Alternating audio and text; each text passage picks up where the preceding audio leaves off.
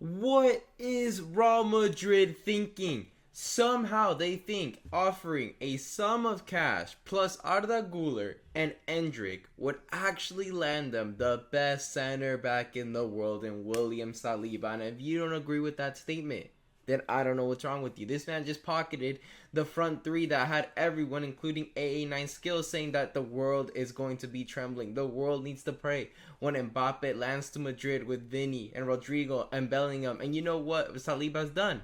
My man pocketed all of them. Yes, he had that one mistake, but does it really matter when you win 5-1?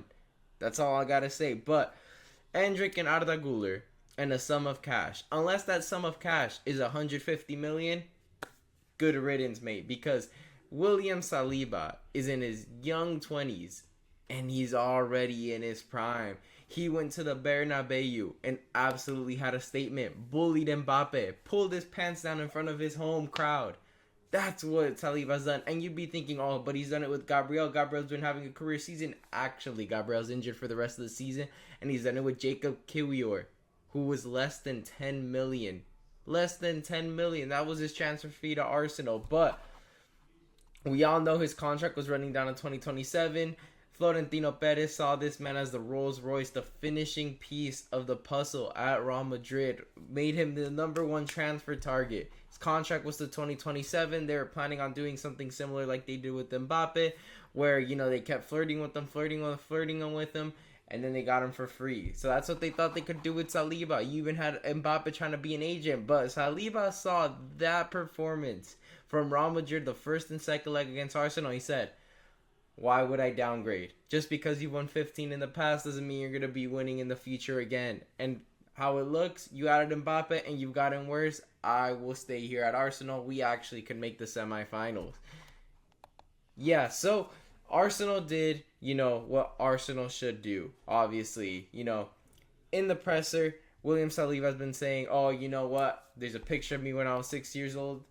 I'm living the dream. I'm an Arsenal fan since I was young. You know, he is French. And in his time growing up, Thierry Henry was, you know, a head, you know, head of Arsenal. You know, he was doing bits in the Premier League. So every Frenchman was an Arsenal fan at the time. So he grew up, you know, loving Henry. And now he's living the dream, playing for Arsenal as a Frenchman, you know, idolizing Henry. So there's no reason why he would want to go. And Henry didn't even go to Real Madrid. And Barcelona, we all know, come on, they can't afford William Saliba, all right?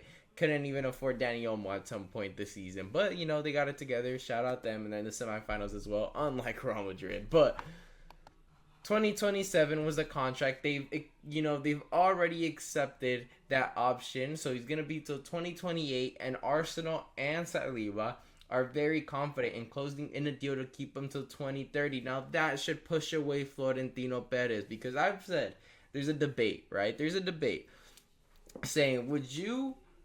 You know, I'll probably make a video about this, but would you give up William Saliba to get Alexander Isak? No.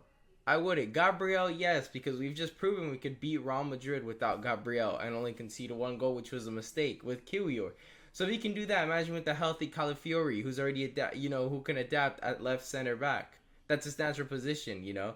And, you know, in my eyes, Saliba's the key. Saliba, this is his worst season that he's had in an Arsenal jersey. And they've just beaten 5-1 Real Madrid. I might keep him for life. Give it 2030, forget that. 2040, mate.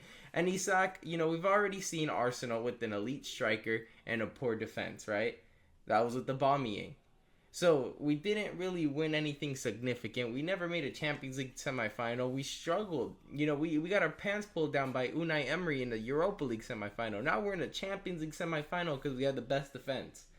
So no chance I'm giving up Saliba for, you know, Isak. But I would give up Gabriel for Isak. I'm going to be honest. I actually would. Because I've been proven today that, you know, Gabriel is a luxury, not a necessity. Now, William Saliba, that is the engine of the car. I'll tell you that. Because the team will fall off whenever he's hurt. And if he was healthy, you know, throughout his whole career at Arsenal, we would have 2 Premier Leagues. But anyways, make sure to leave a like and subscribe. Leave a comment down below.